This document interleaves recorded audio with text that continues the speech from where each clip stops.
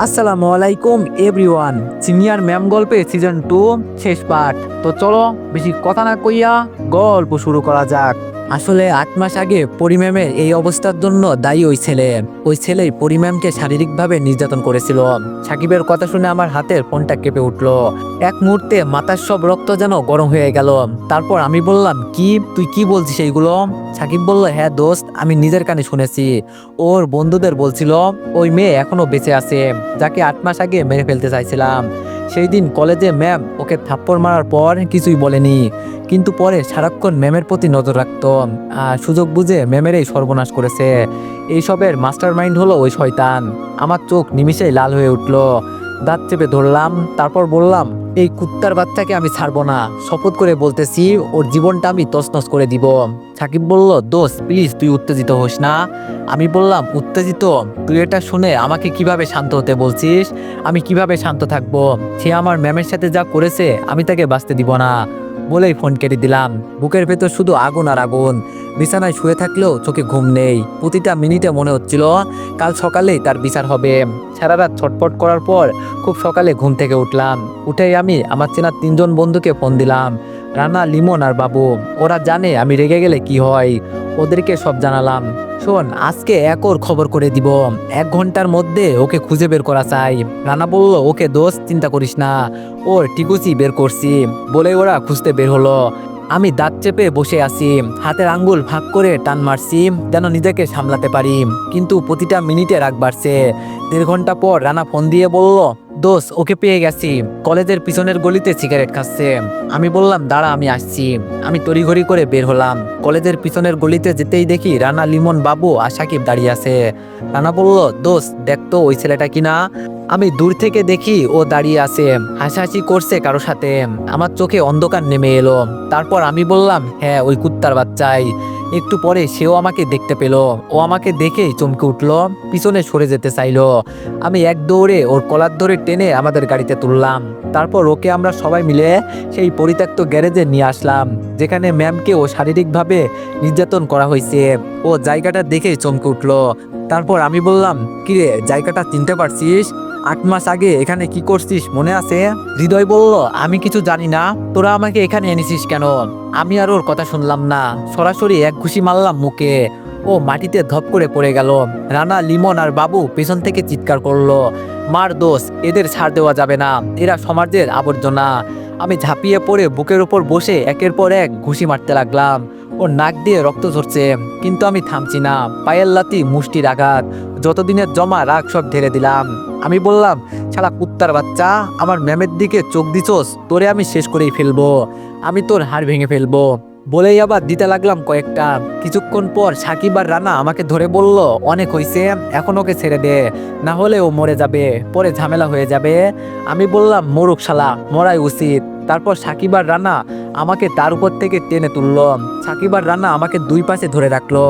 আমি শেষবার কলার ধরে চোখে চোখ রেখে বললাম, শোন, আর কোনোদিন ম্যামের সাথে কিছু করা তো দূরে থাক, ওনার কাছে গেলেই তোর লাশ কেউ খুঁজে পাবে না। ছেলেটা এত মার খাওয়ার পরও আমাকে বলল, তুই জানিস না কার গায়ে হাত দিয়েছিস, তোকে আমি দেখে নিব। মানে হচ্ছে সবচেয়ে বিশ্বস্ত বুকমেকার, পিএসজি এবং সিরিয়া এই অ্যাপের অফিসিয়াল পার্টনার। এই অ্যাপে আপনি cricket, football, tennis live match দেখে এবং তাদের ভবিষ্যৎবাণী করে সহজেই অর্থ উপার্জন করতে পারবেন। সেই সাথে বিএমডাব্লিউ গাড়ি, আইফোন, ল্যাপটপ এবং আরো অনেক নগদ পুরস্কার জেতারও সুযোগ রয়েছে। এই অ্যাপটিতে আপনি ক্র্যাশ ক্রিস্টাল, 21 ইত্যাদি গেম খেলে সহজেই আয় করতে পারবেন। আপনি বিকাশ, নগদ, রকেট, ব্যাংক, ক্রিপ্টো, পেপাল এবং অন্যান্য সহজ পদ্ধতির মাধ্যমে সহজেই আপনার জেতা টাকা তুলতে পারবেন। এখানে আপনি 24 ঘন্টা 7 দিন গ্রাহক সহায়তা পাবেন। তাই এখনই গুগলে অনেক সার্চ করে প্রথম ওয়েবসাইটে গিয়ে রেজিস্ট্রেশন করুন। আর হ্যাঁ, রেজিস্ট্রেশনের সময় আমার প্রোমো কোড VOTO7 ব্যবহার করে প্রথমবার ডিপোজিটে 20,000 টাকা পর্যন্ত পান। বলার সাথে সাথে ছেলেটির মুখে আরেকটি ঘুষি মেরে বললাম, এই তুই আমাকে কি দেখাবি রে? দেখা, এখনই দেখা। তারপর আমার বন্ধুরা আমাকে সেখান থেকে টেনে বের করে নিয়ে আসলো। এখন একটু রিল্যাক্স লাগছে। তারপর সেখান থেকে সোজা বাসায় চলে আসলাম। এসে দেখি ম্যাম ছাদে বসে চা খাচ্ছে। আমি আগে আমার রুমে গেলাম। ফ্রেশ হতেই দেখি ম্যাম আমার রুমে আসলো। এসে আমাকে বলল, এত সকালে কোথায় গিয়েছিলেন? আমি তোমার রুমে আসছিলাম, এসে দেখি তুমি নেই। আমি আর ম্যাডামকে সত্যি কথা জানালাম না, জানালে হয়তো ম্যাম আবার চিন্তা করা শুরু করবে। তাই আমি বললাম, একটা জরুরি কাজে বাইরে গিয়েছিলাম। ম্যাম বলল, কি কাজ আমাকে বলা যাবে না? আমাকে বললে সমস্যা কি? আমি বললাম, আরে না, কোনো সমস্যা নেই। আমার একটা বন্ধু আছে সাকিব, ও ডাকছিল তাই দেখা করতে গিয়েছিলাম। ম্যাম বলল, ও আচ্ছা, কিছু খাইছো? আমি বললাম, না, খাওয়া হয়নি।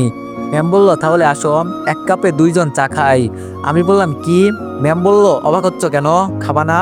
আমি বললাম, আজকে এত রোমান্টিক মুডে, ব্যাপার কি ম্যাম? ম্যাম বলল, তুমি তো আমাকে রোমান্টিক বানিয়েছো, সব তোমার দোষ, এখন তোমাকে ছাড়া একটুও ভালো লাগে না। আমি বললাম, বুঝলাম ম্যাম। ম্যাম বলল, এখন চা খাবা নাকি আমি চলে যাব? আমি বললাম, আরে খাচ্ছি তো ম্যাম, এত রাগ করেন কেন? বলেই ম্যামের হাত থেকে চায়ের কাপটা নিয়ে আমি চুমুক দিলাম। আমার ম্যাম আমার হাত থেকে ওই চায়ের কাপটা নিয়ে আবার ম্যাম চুমুক দিল। ম্যামের ঠোঁটের ছোঁয়া লাগা কাপটা আমার হাতে পেয়ে আমি এক মুহূর্তের জন্য থমকে গেলাম। মনে হলো চায়ের গন্ধের সাথে সাথে ম্যামের হালকা সুগন্ধও মিশে গেছে। হঠাৎ করেই মাথায় উষ্ণ একটা ঢেউ বয়ে গেল। ম্যাম হালকা হাসি দিয়ে বলল, কি হলো, এমন করে কি দেখছো? কাপের ভেতরে কোনো ফুল ফুটছে নাকি? আমি বললাম, ফুল না ম্যাম, মনে হয় প্রেম ফুটছে। ম্যাম ভুরু কুঁচকে চায়ের কাপে চুমুক দিয়ে বলল, এত মিষ্টি কথা বলো কেন তুমি? আমাকে লজ্জা দাও কেন? আমি হালকা ঠাট্টা করে বললাম, আপনাকে লজ্জা দিতে আমার ভালোই লাগে ম্যাম। আপনি লজ্জা পেলে চোখের চাউনিটা অন্যরকম হয়ে যায়। ম্যাম একদম তাকিয়ে রইল আমার দিকে চুপচাপ। তারপর আস্তে করে কাপটা টেবিলে রেখে বলল, জানো, তোমাকে যত বেশি দেখি তত বেশি মনে হয় তোমাকে ছাড়া থাকতে পারবো না। আমি মুচকি এসে বললাম, আমাকে ছাড়া কখনো থাকতেও হবে না ম্যাম। আরো কিছুক্ষণ কথা বললাম ম্যামের সাথে। তারপর আম্মু ডেকে গেল আমাদের নাস্তা করার জন্য। নাস্তা শেষ করে আমি আমার রুমে চলে আসলাম। ভেবেছিলাম একটু বিশ্রাম নেব, কিন্তু দরজায় টকটক শব্দ। দরজা খুলতেই দেখি ম্যাম দাঁড়িয়ে আছে, হাতে একটা ছোট্ট বাক্স। আমি অবাক হয়ে বললাম, কি আছে বাক্সে ম্যাম? ম্যাম হালকা হাসি দিয়ে বলল, তোমার জন্য, খোলো তো দেখো। আমি বক্সটা খুলতেই দেখি ভিতরে একটা সুন্দর ব্রেসলেট, নামটা খোদাই করা, রাকিব। আমি ম্যামকে বললাম, ম্যাম এটা কেন দিলেন? ম্যাম বলল, কারণ আমি চাই যখনই তুমি হাতের দিকে তাকাবে আর তখনই তোমার মনে পড়বে আমি তোমার জন্যই আছি। আমি হালকা মুচকে এসে ব্রেসলেটটা হাতে পরে নিলাম আর বললাম, থ্যাংক ইউ ম্যাম, আমার খুব পছন্দ হয়েছে। এমন সময় আমার ফোনে একটা অজানা নাম্বার থেকে মেসেজ এলো, তোর আজকের কাণ্ড ভুলে যাস না, আমি আসছি, এবার তো সিনিয়র ম্যাম আমার থেকে আর রক্ষা পাবে না। মেসেজ পড়ে আমার হাত কেঁপে গেল। ম্যাম সেটা লক্ষ্য করলো আর বলল, কি হলো, কে মেসেজ দিয়েছে? আমি তাড়াতাড়ি ফোন লক করে বললাম, কিছু না ম্যাম, ভুল করে আসা মেসেজ। কিন্তু ভিতরে ভিতরে বুঝে গেলাম হৃদয় এত সহজে ছেড়ে দেবে না। আর এবার সে শুধু আমার পিছনে না, ম্যামের দিকেও নজর দিয়েছে। ম্যাম চিন্তা করবে বলে ওইসব চিন্তা বাদ দিয়ে ম্যামের সাথে গল্প করতে লাগলাম। এভাবে আমাদের প্রেমের খুনসুটিতে আরো 15 দিন কেটে গেল। একদিন বিকেলে ম্যাম এসে আমাকে বলল, শোনো রাকিব। আমি বললাম, ম্যাম বলেন। ম্যাম বলল, চলো না আজকে একটু বাইরে থেকে ঘুরে আসি। আমি বললাম, আজকে? ম্যাম বলল, এখনই। আমি ম্যামকে একটু রাগানোর জন্য বললাম, কিন্তু ম্যাম এখন তো কাজ আছে আমার। বলার সাথে সাথে ম্যাম লুচির মতো ফুলে উঠলো আর আমাকে বলল, তোমার তো শুধু কাজ আর কাজ, আমার জন্য কোনো সময় নেই, থাক, তোমার মতো ব্যস্ত মানুষের সাথে কি আর ঘুরতে যাওয়া যায়? বলেই ম্যাম একেবারে ঘুরে দাঁড়ালো, অভিমানী মুখে চলে যেতে লাগলো। আমি আর চুপ করে বসে থাকতে পারলাম না। হঠাৎ পিছন থেকে এগিয়ে গিয়ে ম্যামকে আলতো করে জড়িয়ে ধরলাম। তারপর ম্যামের ঘাড়ে আমার থুতনি রেখে আলতো করে চুমু দিয়ে বললাম, আরে ম্যাম, এভাবে রাগ করলে আমি তো মরে যাব। আপনার এই মিষ্টি অভিমান দেখার জন্যই আমি এটা করলাম। আপনার জন্য আমি সবকিছু করতে রাজি। ম্যাম হাসি চেপে বলল, তাই নাকি, তাহলে রাজি ঘুরতে যেতে? আমি বললাম, রাজি রাজি, তবে একটা শর্ত আছে। ম্যাম বলল, কি শর্ত? আমি বললাম, আমাকে খুব বেশি ভালোবাসা দিতে হবে আজকে। ম্যাম হালকা লজ্জা পেয়ে বলল, তা হবে না, তা হবে না, তুমি না একদম দুষ্ট ছেলে। আমি বললাম, দুষ্টামি দেখানোর সুযোগ পাইলাম কই? ম্যাম বলল, শরত। বলেই ম্যাম আমার থেকে জড়িয়ে ধরা অবস্থাটা ছাড়িয়ে মুচকে এসে একটু লজ্জা পেয়ে নিজের রুমে দৌড়ে চলে গেল। আমি ওই সুযোগে রেডি হয়ে নিলাম, বাইরে ম্যামের জন্য অপেক্ষা করছি। প্রায় আধা ঘন্টা পর দরজা খুলে ম্যাম যখন বের হলো, আমি এক মুহূর্তের জন্য থমকে গেলাম। গাঢ় লাল রঙের শাড়ি, হালকা মেকআপ, কানে দুল, চুলে খোপা, মনে হচ্ছিল জানো লাল রঙের মধ্যে লুকিয়ে থাকা কোনো রূপকথার রানী। আমার কাছে আসতে অবাক হয়ে বললাম, ম্যাম আজকে আপনি মানুষ না, একদম পরীর মতনই লাগছেন, চোখ সরাতে পারছি না। ম্যাম হেসে উত্তর দিল, চুপ করো, বেশি প্রশংসা শুনলে আমি কিন্তু উঠতে শুরু করব। আমি বললাম, উঠলেও সমস্যা নেই, আমি তো আছি আপনার হাত ধরে রাখতে। বলেই আমরা বাসা থেকে বেরিয়ে পড়লাম। আমি ঠিক করেছিলাম আজকে ম্যামকে এমন এক জায়গায় নিয়ে যাব যেখানে আমাদের দুজনের সময়টা একেবারে অন্যরকম হয়ে উঠবে। শহরের কোলাহল পেরিয়ে আমরা পৌঁছালাম নদীর ধারের একটা নির্জন জায়গায়। সূর্য ডুবতে বসেছে, চারিদিকে কুমলা আর লাল আলোয় নদীর জল চকচক করছে। হালকা বাতাসে শাড়ির আঁচল উড়ছে, আর ম্যামের চুলের গন্ধ আমার নাকে এসে লাগছে। আমি চুপচাপ দাঁড়িয়ে ম্যামের চোখের দিকে তাকিয়ে বললাম, ম্যাম, যদি এই মুহূর্তটা থেমে যেত, আমি চাইতাম সারা জীবন আপনাকে এভাবেই দেখে যেতে। ম্যাম কিছু বলল না, শুধু মিষ্টি হাসি দিয়ে আমার হাতটা শক্ত করে ধরলো। তার একটু পরেই ম্যাম বলল, রাকিব রাকিব রাকিব। আমি বললাম, কি হয়েছে ম্যাম? ম্যাম বলল, আমি ওই নৌকায় উঠবো, চলো না প্লিজ। আমি অবাক হয়ে বললাম, কি নৌকা? আপনি তো পানিতে ভয় পান বলেছিলেন একদিন। ম্যাম বলল, ভয় পাই ঠিকই, কিন্তু আজ তোমার হাত ধরে উঠবো, তখন তো আর ভয় লাগবে না। আমি একটু মজা করার জন্য বললাম, কিন্তু যদি হঠাৎ নৌকাটা উল্টে যায় তখন? ম্যাম ঠোঁট বাঁকিয়ে তাকালো। ম্যাম বলল, তাহলে তুমি সাঁতার কেটে আমাকে বাঁচাবে, আমার হিরো। ম্যামের এই মিষ্টি কথায় আমি হেসে উঠলাম। তারপর আমি নৌকাওয়ালাকে ডাক দিলাম। আমরা দুজনেই নৌকায় উঠে বসলাম। নদীর জল খুব শান্ত, শুধু মাঝে মাঝে ঢেউ এসে নৌকার গায়ে লাগছে। দূরে সূর্যের শেষ আলো কমলা আভা ছড়িয়ে দিচ্ছে চারিপাশে। ম্যাম আমার পাশে বসে হালকা করে আঁচল ঠিক করলো। হাওয়ায় চুল উঠছিল, আমি তা আলতো করে ম্যামের কানে গুজে দিচ্ছি। তারপর আমি বললাম, জানেন ম্যাম, আপনার চুলের গন্ধে মনে হয় পুরো নদীটা সুগন্ধি হয়ে গেছে। ম্যাম লজ্জা পেয়ে হেসে বলল, তুমি না সত্যি একদম অসহ্য। আমি দুষ্টামি করে বললাম, অসহ্য হলেও সারা জীবন আপনার পাশে থাকবো। নৌকা ধীরে ধীরে নদীর মাঝখানে চলে গেল। চারপাশে শুধু জল আর আকাশ, আর মাঝে আমরা দুজন। সেই নির্জনতায় ম্যাম আমার হাতটা ধরে রাখলো। কোনো কথা ছিল না, শুধু দুজনের চোখে চোখ রেখে নিঃশ্বাসের শব্দ মিশে যাচ্ছিল নদীর স্রোতের সাথে। হঠাৎ আমি আলতো করে বলে উঠলাম, ম্যাম, আমি চাই এই নৌকাটা যেন কখনো তীরে না লাগে। ম্যাম বলল, পাগল, তীরে না লাগলে তো তোমার সাথে চিরকাল এই নদীতে আটকে পড়তে হবে। আমি বললাম, আমার তাতেও কোনো আপত্তি নেই, হি হি। ম্যাম বলল, শরত। আরো কিছুক্ষণ সেখানে থাকলাম। সন্ধ্যা নেমে আসছিল, দূরে ঘরের বাতির আলো গুলো জ্বলতে শুরু করছে। নৌকা ধীরে ধীরে ঘাটে ফিরে এলো। নেমে আমরা পাশাপাশি হাঁটা শুরু করলাম শহরের দিকে। শহরের রাস্তার লাইটগুলো জ্বলেছে, আর হালকা ঠান্ডা বাতাস বইছে। আমি আলতো করে ম্যামের হাত ধরলাম। তারপর ম্যাম আমাকে বলল, রাকিব, কি করছো? সবাই দেখবে, হাত ছাড়ো এখন। তখন আমি হাতটা আরো শক্ত করে ধরে ম্যামের দিকে তাকিয়ে বললাম, দেখুক না, আমি তো আর চুরি করছি না, আমি শুধু আমার পৃথিবীটাকে ধরে আছি। কার বাপের কি? ম্যাম মুচকে এসে কিছু না বলে হাঁটতে লাগলো। আমি আবার দুষ্টামি করে বললাম, জানেন ম্যাম, আপনার হাতটা ছেড়ে দিলে মনে হয় যেন পুরো পৃথিবীটাই হারিয়ে ফেলছি। ম্যাম হালকা হেসে উত্তর দিল, তুমি না যতটা দুষ্টু ততটাই মিষ্টি। রাস্তা দিয়ে হাঁটতে হাঁটতে হঠাৎ ম্যাম থেমে গেল। আমি অবাক হয়ে তাকালাম, দেখি রাস্তার কোণে ছোট্ট একটা আইসক্রিমের দোকান। রঙিন বাতি ঝিকমিক করছে। ম্যামের চোখে যেন ছোট্ট শিশুর মতো চিলিক এসে গেছে। ম্যাম ঠোঁট কামড়ে হালকা লাজুক ভঙ্গিতে বলল, রাকিব, আমি আইসক্রিম খাবো। আমি মুচকে এসে বললাম, কিন্তু ম্যাম, এত রাতে ঠান্ডা লাগবে তো। ম্যাম সাথে সাথে মুখটা বাচ্চাদের মতো করে বলল, আরে ধুর, আমি কি ছোট বাচ্চা নাকি যে ঠান্ডা লাগবে? আমার আইসক্রিম এখনই লাগবে, যাও কিনে এনে দাও। বলেই ম্যাম আমাকে ঠেলতে লাগলো। আমি হাসি চেপে রেখে বললাম, আচ্ছা আচ্ছা, এখনই কিনে দিচ্ছি, কিন্তু আবার একটা শর্ত আছে। ম্যাম চোখ ছোট করে বলল, তুমি কি কখনো শর্ত ছাড়া কিছু করো না? আমি বললাম, আইসক্রিম খেলে বলেন, না হলে আমি চললাম। ম্যাম বলল, আচ্ছা আচ্ছা, ঠিক আছে, বলো কি শর্ত? আমি বললাম, হ্যাঁ, এই তো লাইনে আছেন, তো শর্ত হলো, আমি বললাম, একটা আইসক্রিম কিনবো, আর আমাকেও সেই আইসক্রিম খেতে দিতে হবে, মানে এক আইসক্রিম দুইজন মিলে খাবো। ম্যাম বলল, ওরে দুষ্টু, পেটে পেটে এত কিছু। আমি বললাম, লাগলে বলেন, না হলে চললাম। ম্যাম বলল, আচ্ছা ঠিক আছে, তাও রাজি, তবুও আইসক্রিম কিনে দাও। আমি বললাম, ওকে, তাহলে আপনি এখানেই থাকেন, আমি ওই পাশে গিয়ে আইসক্রিম নিয়ে আসছি।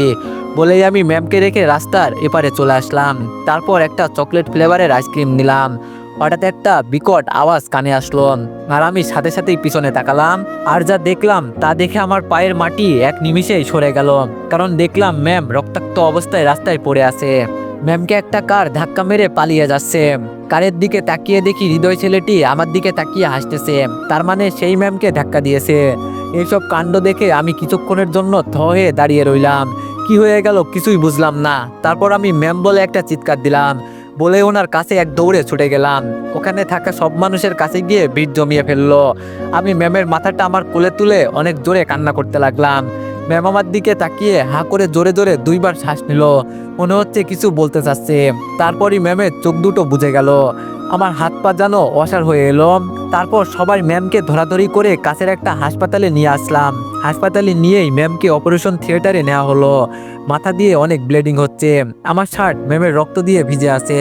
আমি পাশের চেয়ারে ধপ করে বসে পড়লাম। মনে হচ্ছে সবকিছু আবার হারিয়ে ফেলবো। কেমন আমি কেঁদেই যাচ্ছি, সান্ত্বনা দেওয়ার মতো কেউ নেই। কিছুক্ষণ পর আমি অ্যাক্সিডেন্টের কথা ফোন করে আমার আম্মুকে জানিয়ে দিলাম। শুনেই আমার আম্মু কান্না করতে লাগলো। সাথে ম্যামের আম্মুকেও জানিয়ে দিল আমার আম্মু ওনারা আসতেছে। আমার আব্বুকেও আম্মু ফোন করে জানিয়ে দিল। আব্বু দিনাজপুর থেকে সাথে সাথে রওনা করেছে। কিছুক্ষণের মধ্যে আম্মু আর ম্যামের আব্বু আম্মু সবাই হাসপাতালে পৌঁছে গেল। এসে ওনারা কান্না করতে লাগলো। তারপর আমি বললাম, সরি আম্মু, আমার জন্যই এমন হলো। ম্যামকে যদি না নিয়ে বের হতাম আজকে তাহলে এরকম কিছুই হতো না। আম্মু বলল, প্লিজ তুই এমন করে বলিস না। প্রায় 1 ঘন্টা পর আমার আব্বুও চলে আসলেন। এসেই বললেন, কি করে এরকম হলো, কে এরকম করেছে, আমরা তাকে খুঁজে বের করব। অ্যাক্সিডেন্ট হয়েছে, তাই পুলিশ কেসও হয়েছে। কিছুক্ষণ পর পুলিশ আসলো। আমরা পাশের মল থেকে সিসি ক্যামেরায় ফুটেজে দেখেছি কে এরকম করেছে এবং আমরা তাকে গ্রেপ্তারও করেছি।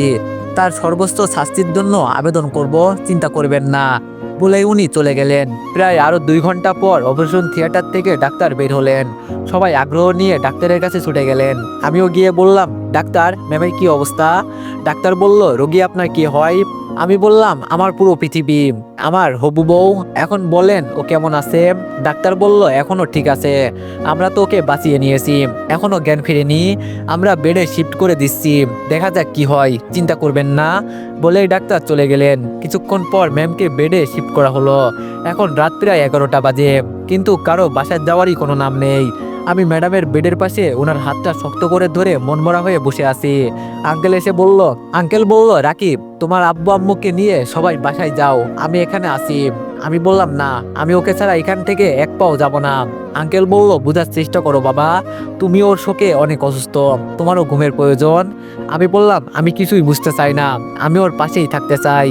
আব্বু আমার আম্মু আর আন্টিকে নিয়ে বাসায় চলে গেলেন। আমি আর আঙ্কেল রয়ে গেলাম। আঙ্কেল বাইরে খাবার আনতে গেছে আর আমি সব সময় ম্যামের হাত ধরে পাশেই বসে আছি। খাবার আনার পর আঙ্কেল আমাকে খেয়ে নিতে বললেন। খেতে না চাইলেও শরীর খারাপ করবে তাই আঙ্কেল জোর করেই খাইয়ে দিলেন। রাত 12:30। হাসপাতালের করিডোরে নিস্তব্ধতা। মাঝে মাঝে শুধু নার্সদের পায়ের শব্দ আর মনিটরের বিপ বিপ আওয়াজে কানে ভেসে আসছে। আমি এখনো ম্যামের হাত শক্ত করে ধরে বসে আছি। চোখ দুটো টনটন করছে ঘুমে, কিন্তু মন ঘুমাতে দিচ্ছে না। হঠাৎই দেখি ম্যামের আঙ্গুল একটু নড়ে উঠল। আমি চমকে উঠে তাকালাম ম্যামের মুখের দিকে। মনিটরে ম্যামের হার্টবিট একটু বেড়ে গেল। ধীরে ধীরে ম্যামের চোখের পাতাগুলো কেঁপে উঠল, যেন অনেক অন্ধকারের ভিতর থেকে আলোয় ফিরতে চাইছে। আমি কাপা গলায় বললাম, ম্যাম। ম্যাম কষ্ট করে চোখ খুলল, দৃষ্টিও অস্পষ্ট, ঠোঁট সামান্য নড়ল আর বলল, রাকিব। আমার বুকের ভিতর কেমন ধপ করে উঠল। আমি তাড়াতাড়ি নার্স ডাকলাম। নার্স এসে প্রেশার মাপতে লাগলেন, কিছু ওষুধ চেক করলো। আঙ্কেলও বাইর থেকে ছুটে চলে আসলো। নার্স সব চেক করে তারপর বলল, ওনার মাত্র জ্ঞান ফিরেছে, তাই ধীরে কথা বলবেন, রোগীকে চাপ দিবেন না। নার্স চলে যাওয়ার পর আমি ম্যামের দিকে তাকালাম। উনি একটু কষ্টের হাসি দিলেন। তারপর আঙ্কেলের দিকে ওনার চোখ পড়তেই ম্যাম আঙ্কেলকে বলে উঠল, কেমন আছো আব্বু? আমি আর আঙ্কেল এক ঝটকায় ম্যামের দিকে তাকালাম আর চোখ বড় বড় করলাম। ম্যাম আঙ্কেলকে চিনতে পারছে কি করে? তাহলে কি ওনার স্মৃতিশক্তি ফিরে আসছে? আমাদের ওইভাবে তাকানো দেখে ম্যাম আবার বলে উঠল, কি হলো, তোমরা আমার দিকে এমন ভাবে তাকিয়ে আছো কেন? ম্যামের কথা শুনে আঙ্কেলের ঠোঁট কাঁপছে, চোখে পানি টলমল করছে। এতদিন ধরে যেই মানুষটা নিজের বাবাকে চিনতে পারেনি, আজ হঠাৎ তার মুখে আব্বু ডাক্তার শুনে যেন বুকের ভিতর জমে থাকা সব কান্না একসাথে বেরিয়ে আসতে চাইছে। আঙ্কেল কাপা গলায় বললেন, তুই আমাকে চিনতে পারছিস মা? ম্যাম হালকা হাসি দিয়ে দুর্বল হাতটা তুলতে চেষ্টা করলেন। আমি দ্রুত ওনার হাতটা আঙ্কেলের হাতে রাখিয়ে দিলাম। তারপর বললাম, চিনতে পারছি আব্বু, আমার সব মনে পড়েছে। আঙ্কেলের গলা বুঝে এলো, কোনো শব্দ বেরোচ্ছে না, শুধু দু চোখ বেয়ে অশ্রুধারা গড়িয়ে পড়ছে। আঙ্গুল দিয়ে মেয়ের কপালে হাত বুলিয়ে দিলেন, কপালে একটা চুমু দিলেন আর বললেন, আল্লাহ, তুমি আমার মেয়েকে ফিরিয়ে দিয়েছো, তোমার অশেষ মেহেরবানি। ম্যাম চোখ বন্ধ করে আব্বুর হাত আঁকড়ে ধরলেন, যেন ছোটবেলার মতো বাবার স্নেহের আসলে ফিরে এসেছে। একটু পর ম্যাম বলল, আব্বু আম্মু কোথায়? আঙ্কেল বলল, তোর আম্মুকে বাসায় পাঠিয়ে দিয়েছি মা, কাল আসলেই দেখতে পাবি, এখন একটু ঘুমানোর চেষ্টা কর। ম্যাম বলল, ঠিক আছে আব্বু বলেই আঙ্কেল একটু বাইরে চলে গেল। আমি মনে মনে ভাবতেছি, এখন কি ম্যামের ছদ্মবেশী কবির কথা মনে পড়বে? তাহলে এতদিনের ভালোবাসা কি ছিল? আর এখন কি ছদ্মবেশী কবির কথা মনে করিয়ে দেওয়া ঠিক হবে? না না, ম্যাম সুস্থ হোক আরো, পরে কখনো বলবো। তারপর আমি ম্যামের পাশেই চেয়ার নিয়ে ঝুমোতে লাগলাম। সকালে ঘুম থেকে উঠে দেখি আমি ম্যামের পায়ের কাছে মাথা রেখে শুয়ে আছি। চোখ খুলতেই দেখি ম্যাম দেখে আছেন। ধীরে ধীরে আমার মাথায় হাত বুলিয়ে দিচ্ছেন। তারপর ম্যাম হালকা হাসি দিয়ে বললেন, তুমি এখানেই শুয়েছিলে? আমি লাফ দিয়ে উঠে বললাম, সরি ম্যাম, কখন যে চোখ লেগে আসছে বুঝতে পারিনি। ম্যাম বলল, সমস্যা নেই, আমার জন্যই তো এরকম হয়েছে, তাই না? আমি ম্যামের চোখের দিকে তাকালাম। ম্যামের চোখে কেমন যেন এক উষ্ণ দৃষ্টি। আমি এক মুহূর্ত চুপ করে রইলাম। একবার মনে হলো ছদ্মবেশী কবির কথা তুলি, কিন্তু আবার ভয়ে থেমে গেলাম। ওনার শরীর এখনো দুর্বল, অপ্রস্তুত, কথায় কষ্ট পেতে পারে। ঠিক তখনই দরজা খুলে আঙ্কেল ভিতরে এলেন, হাতে নাস্তার ব্যাগ। উনি বললেন, রাকিব বাবা, নাও নাস্তা করো আগে, তোমাদের জন্য পরোটা আর ডিম এনেছি। আমরা তিনজন একসাথে বসে নাস্তা করলাম। ম্যামের কণ্ঠে আজ এক অদ্ভুত শান্তি। আঙ্কেল যেন একটু হালকা হয়েছেন। নাস্তা শেষে ডাক্তার এসে ম্যামের চেক আপ করলেন। ডাক্তার খুশি হয়ে বললেন, আলহামদুলিল্লাহ, উনি দ্রুত রিকভার করেছেন। 2-3 দিনের মধ্যে হয়তো বাসায় নিয়ে যাওয়া যাবে, বলেই আঙ্কেল চলে গেলেন। একটু পর আমার আব্বু আর আন্টি, মানে পরি ম্যামের আম্মু আসলো বাসা থেকে। ওনাদের দেখে ম্যাম বলে উঠলো, আম্মু কেমন আছো? শব্দটা যেন ওনার বুক ভেদ করে ঢুকে গেল। উনিও এক ঝটকায় ম্যামের দিকে তাকালেন। আন্টির চোখে জল গড়িয়ে পড়লো গাল বেয়ে। এক দৌড়ে বিছানার পাশে এসে মেয়ের মাথায় হাত রাখলেন। তারপর বললেন, মা, আমার সোনা, তুই তুই আম্মুকে চিনছিস? ম্যামের চোখে জল। দুর্বল হাত তুলে মায়ের গাল ছুঁয়ে বলল, চিনেছে আম্মু, আমার সব মনে পড়েছে। কি করে আমি তোমার গায়ের গন্ধ না চিনে থাকতে পারলাম বলো আম্মু? আম্মুর মুখে আর কোনো শব্দ নেই, শুধু কান্নার শব্দ। ঢুকে গিয়ে মেয়েকে শক্ত করে বুকে জড়িয়ে ধরলেন। ম্যামও বুকের ভেতর মুখ গুজে দিয়ে যেন বহুদিন হারিয়ে থাকা নিরাপত্তার আশ্রয় ফিরে এসেছে। তারপর আমার আম্মু বলল, আল্লাহ তোমার আবার তোমার আম্মুর কোলে ফিরিয়ে দিয়েছে মা। তুই জানোস কত নামাজ, কত দোয়া করেছি তোর জন্য, রাতের পর রাত কেঁদেছি আল্লাহর দরবারে। আজ আমার সব দোয়া কবুল হয়েছে। আন্টি বলল, তুই আমার কাছে থেকেও যখন চিনতি না আমার কত কষ্ট হইতো জানতিস? তোকে আর কোথাও হারাতে দিব না। আঙ্কেল চুপচাপ দাঁড়িয়ে, চোখের কোণে অশ্রু। আমি পাশের চেয়ার ছেড়ে একটু দূরে দাঁড়িয়ে রইলাম। এ যেন এমন এক দৃশ্য যেখানে আমার উপস্থিতি শব্দ হয়ে ভাঙতে পারবে না। ম্যাম দুর্বল কণ্ঠে ফিসফিস করলো, আম্মু, আমি আর কোথাও হারাতে চাই না, আর আমাকে তোমার পাশে আগলে রেখো। আম্মু বলল, না মা, আমি আর কখনো তোকে হারাতে দিব না। এখন তুই শুধু সুস্থ হ, সব ঠিক হয়ে যাবে। এরপর দুইজন একে অপরকে শক্ত করে আঁকড়ে ধরে রইল অনেকক্ষণ। এভাবে আরো 3 দিন স্বপ্নের মতো কেটে গেল। ম্যাম দিন দিন আগের মতো হয়ে উঠতে লাগলো। কিন্তু এখন আমি বুঝতে পারছি না ম্যামের ছদ্মবেশী কবির কথা মনে আছে নাকি। সকালে আমি হাসপাতাল রুমে ঢুকতেই দেখি ম্যাম জানালার পাশে বসে সূর্যের আলোয় মুখ মেখে হাসছে। চুলগুলো অগোছালো, কাঁধে ছড়িয়ে আছে, মুখে হালকা ফর্সা ভাব ফিরেছে। আমি হেসে বললাম, এখন কেমন আছেন ম্যাম? ম্যাম বলল, ভালো লাগছে এখন রাকিব।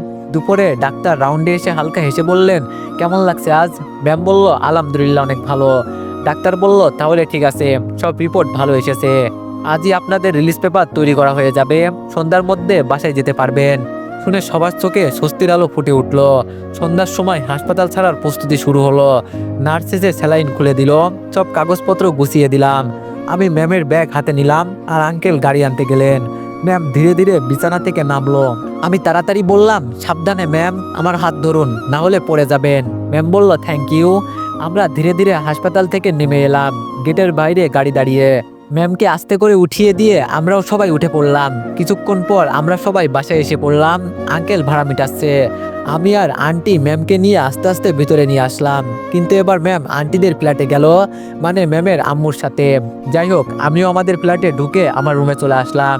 এসে সন্ধ্যায় গোসল করলাম। রুমে এসে ড্রেস চেঞ্জ করে ভালো লাগছিল না, তাই শুয়ে পড়লাম। কখন যে ঘুমিয়ে পড়েছি জানি না। ঘুম ভাঙলো রাত 12টার পর। খুব ক্ষুধা পাইছে, তাই নিচে গিয়ে দেখলাম কোনো খাবার নাই। ফ্রিজেও তেমন কিছু পেলাম না, তাই ফ্রিজ থেকে পানি খেয়ে আবার আমার রুমে চলে আসলাম। এসে আবার শুয়ে পড়লাম, কিন্তু কিছুতেই ঘুম ধরছে না। আর পেটে ক্ষুধা থাকলে কি আর ঘুম ধরে? তাই ফোন চালানোর জন্য হাতে নিলাম। ফেসবুকে ঢুকতেই দেখি ম্যাম এসএমএস দিল। ম্যাম বলল, কি ব্যাপার রাকিব, তুমি এত রাতে অনলাইনে?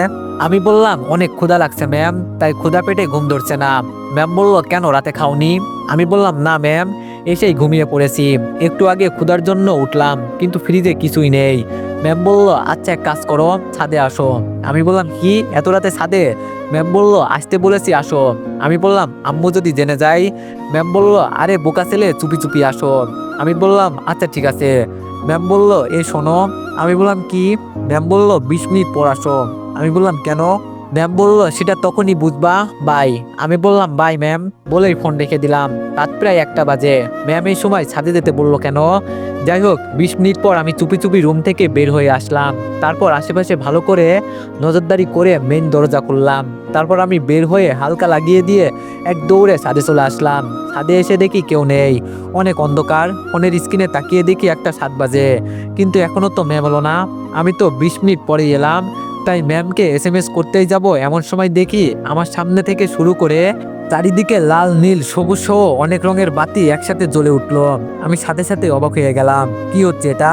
আমার সামনে বিশাল একটা বোর্ডের মতো কিছু কাপড় দিয়ে ঢাকা। আমার আর বুঝতে বাকি রইল না এগুলো কে করেছে। ম্যাম তো দেখছি আমার টেকটিক দিয়ে আমাকে ইমপ্রেস করে দিল। যাই হোক আমি সামনে থেকে কাপড় সরাতেই সামনে যা দেখলাম তা দেখে আমি চোখ বড় বড় করে ফেললাম। কারণ বোর্ডের চারিপাশে বেলুন দিয়ে সাজানো আর মাঝখানে ফুল দিয়ে লেখা আই লাভ ইউ, আমার ছদ্মবেশী কবিতা। আমি দেখে আর নিজেকে স্থির রাখতে পারলাম না, চোখ দিয়ে পানি পড়ে যেতে লাগলো। তার মানে ম্যাম আমাকে চিনতে পারছে। মনে হচ্ছে আমার পুরো পৃথিবীটা এই লেখাটার উপরই থমকে গেছে। একটু পর কারো আসার শব্দ পেলাম। আমার পিছনে ম্যাম দাঁড়িয়ে আছে। আমি ওনাকে স্পষ্ট অনুভব করতে পারছি। আমার শ্বাস গভীর হয়ে আসছে।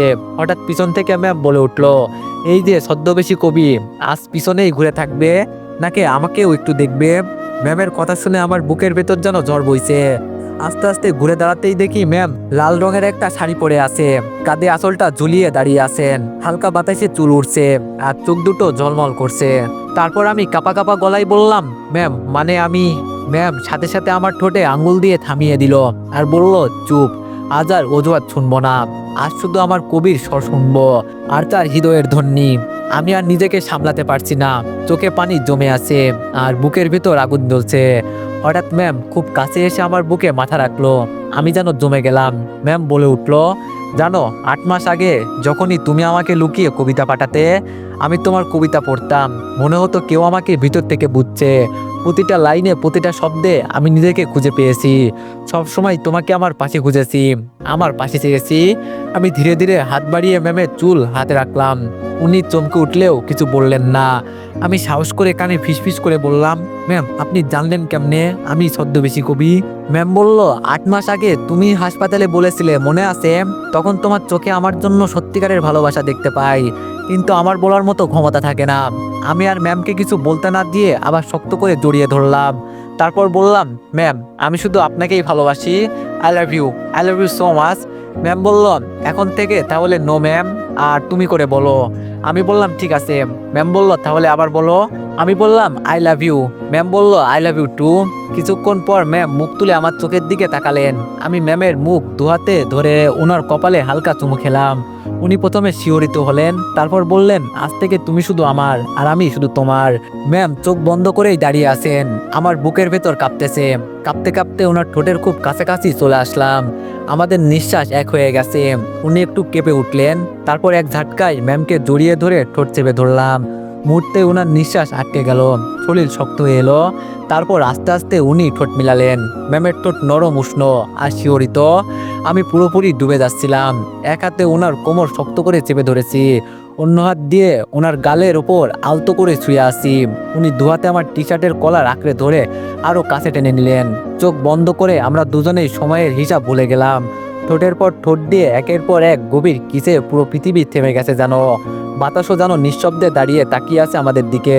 কিছুক্ষণ পর ম্যাম ঠোঁট ছাড়িয়ে বড় বড় শ্বাস নিতে নিতে আমার বুকের ওপর মাথা রাখলেন। গরম নিঃশ্বাসে আমি কেঁপে উঠলাম। তারপর ম্যাম বলল, এভাবে কেউ কিস করে? তুমি তো আমাকে মেরেই ফেলতে। আমি বললাম, আমার বউকে আমি আদর দিচ্ছি, তাতে কার বাপের কি? ম্যাম বলল, তাই নাকি? আমি বললাম, জি তাই। ও শোনো না। ম্যাম বলল, বলো। আমি বললাম, আর একটু আদর দিই না, তাহলে আমার পেটও ভরে যাবে। ম্যাম বলল, এই যাও তো দুষ্টু ছেলে, আমি আর পারবো না। আমি বললাম, ঠিক আছে মনে থাকবে। বাসর রাতের জন্য তোলা থাকলো। কিছুক্ষণ পর আমি ম্যামকে বললাম, আচ্ছা তুমি এইসব কিভাবে করলে? ম্যাম বলল, আমি একা কিছুই করিনি। আমি বললাম, তাহলে?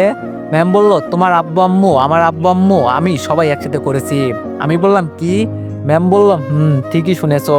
আমি সন্ধ্যা রাতেই তোমার আমার ফ্যামিলিকে সব জানিয়ে দিই। সব শুনে ওনারা আমাকে এই প্ল্যান দেয়, সবাই এই প্ল্যানে সামিল। সেজন্য তোমাকে রাতে খাওয়ার জন্য আর কেউ ডাকেনি, যাতে ঘুম ভেঙে যায়। আমি বললাম, ওরে আল্লাহ, কি প্ল্যান সব? ম্যাম বলল, আমি বললাম, আচ্ছা তাহলে এখন তুমি ঘুমাতে যাও, অনেক রাত হলো, আমিও যাই। ম্যাম বলল, দাঁড়াও। আমি বললাম, আবার কি? ম্যাম বলল, তোমার তো ক্ষুধা লাগছে। আমি বললাম, লাগছে, কিন্তু খাওয়ার তো কিছুই নেই। ম্যাম বলল, একটু দাঁড়াও, আসছি। বলেই ম্যাম আবার নিচে চলে গেলেন। 2 মিনিট পর আবার ফিরে আসলেন, হাতে বিরিয়ানির প্যাকেট আমার দিকে এগিয়ে দিয়ে বলল, নাও, এগুলো রুমে গিয়ে খেয়ে নিও। আমি বললাম, না, খাবো না। ম্যাম বলল, কেন, আবার কি হলো? আমি একটু ভাব নিয়ে অন্যদিকে তাকিয়ে বললাম, কেউ যদি খাইয়ে দিত তাহলে খাবো। ম্যাম বলল, হইছে, আর ঢং করতে হবে না, নাও, হা করো। বলেই ম্যাম বিরিয়ানির প্যাকেট খুলে আমাকে নিজের হাতে খাইয়ে দিতে লাগলো। আমিও ম্যামের নরম হাতে এত রাতে গরম বিরিয়ানি খেলাম। খাওয়া প্রায় শেষ, তখনই কেউ পিছন থেকে এসে বলল, আরে বাহ, প্ল্যান তো দেখি কাজ করেছে। পাখি এসে নিজেই ধরা দিয়েছে, কিন্তু এত দূর হবে সেটা তো ভাবিনি। আমি আর ম্যাম পিছনে তাকালাম, আর দেখলাম আমার আব্বু আম্মু আর ম্যামের আব্বু আম্মু। আমি লজ্জায় অন্যদিকে তাকালাম। তারপর আব্বু আমার ঘাড়ে হাত রেখে বলল, থাক, আর লজ্জা পেতে হবে না পুত্র, আমি সামনের সপ্তাহে তোমাদের বিয়ের আয়োজন করছি। কি বলিস বন্ধু?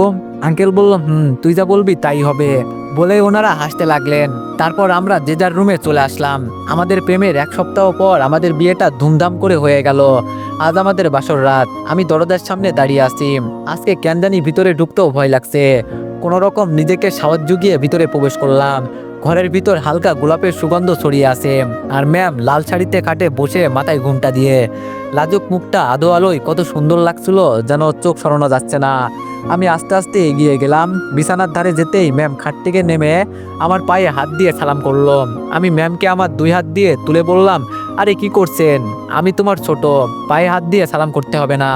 ম্যাম বলল, এটা বাসর ঘরের নিয়ম, আর তুমি আমার স্বামী, তাই পায়ে হাত দিয়ে সালাম করতে হয়। আমি বললাম, বাহ, তুমি তো অনেক নিয়মই জানো দেখছি। ম্যাম বলল, জানি। আমি বললাম, তো আর কি কি করতে হয় বলো আমায়। ম্যাম বলল, বলছি আগে খাটে বসো। বলেই ম্যাম আগে খাটে বসলো। তাই আমিও ম্যামের সামনে খাটে বসে পড়লাম। বসতে আমার গলা শুকিয়ে গেল। কিছুক্ষণ চুপচাপ থাকলাম। তারপর সাহস করে বললাম, আজকে থেকে আমি কথা দিচ্ছি, সারা জীবন তোমাকে আগলে রাখবো। ম্যাম আস্তে করে মাথা নিচু করলো। ঘুমটার আড়ালে লজ্জার হাসি, কিন্তু চোখে চিকচিক করছে পানির মতো আবেগ। আমি হাত বাড়িয়ে আস্তে করে তার হাতটা ধরলাম, কিন্তু হাতটা আমার অনেক কাঁপছে। তাই ম্যাম একটু মুচকে হাসি দিয়ে বলল, তোমার হাত কাঁপছে কেন? আমি বললাম, কই না তো। ম্যাম বলল, এই কাঁপুনি কি ভয় নাকি ভালোবাসার? আমি কিছুই বললাম না, শুধু আস্তে করে হাতটা ঠোঁটে ছুঁয়ে দিলাম। তারপর আমি আস্তে করে ঘুমটাটা সরিয়ে দিলাম। চোখে চোখ পড়তেই চারপাশটা যেন নিঃশব্দ হয়ে গেল। শুধু আমাদের নিঃশ্বাসের শব্দ শোনা যাচ্ছিল। ম্যাম একটু লাজুক ভঙ্গিতে বুকে মুখ লুকিয়ে ফেলল। আমি তাকে শক্ত করে জড়িয়ে ধরলাম। বুকের ভেতরে অন্যরকম অনুভূতি বয়ে গেল। কিছুক্ষণ পর ম্যাম বলল, এখন বাসর ঘরের কার্যক্রম শুরু। আমি বললাম, তুমি তো বললে না কি করতে হয়। ম্যাম বলল, আমি কলেজে তোমার ম্যাম, এখানে তোমার বউ, তাই যা ইচ্ছা করতে পারো। আমি দুষ্টুমি করে বললাম, কি করব বলো। ম্যাম বলল, আদর করো। আমি আরো দুষ্টুমি করে বললাম, আদর কি? ম্যাম আমার দুষ্টুমি ধরে ফেললো আর বলল, আদর কি তাই না, দেখাচ্ছি মজা। বলেই ম্যাম আমাকে বিছানায় ফেলে দিল। তারপর আমার উপর উঠে বসে পড়লো। আমার কাছে মুখ আনতে আমি বললাম, প্লিজ আমার সর্বনাশ করো না। ম্যাম আমাকে আর কোনো কথা বলতে দিল না। সোজা আমার 2 ঠোঁট তার ঠোঁট দুটো ডুবিয়ে দিল। তারপর যা সর্বনাশ তা হয়েই গেল। দুইজন হারিয়ে গেলাম এক সুখের রাজ্যে। তো পোলাপাইন, আর কি শুনতে চাও? কি হয়েছিল? বিয়ে কর, সব জানতে পারবি। তো গল্পটি এখানেই সমাপ্ত। যদি গল্পটি ভালো লেগে থাকে তাহলে সবাই একটু বেশি বেশি লাইক আর কমেন্ট করে দিও। আর তোমরা তো হয়তো আজকের পর থেকে আমাকে ভুলেই যাবা, কারণ গল্প শেষ, আমাকে মনে রেখে কি লাভ। যদি তোমরা আমাকে ভালোবেসে থাকো তাইলে এই গল্পের মতো নেক্সট গল্পেও আশা করি আমাকে সাপোর্ট করবা, যেন আমি সুন্দর আরেকটা গল্প নিয়ে আসতে পারি। তো সবাই ভালো থাকবেন, সুস্থ থাকবেন। আল্লাহ হাফেজ।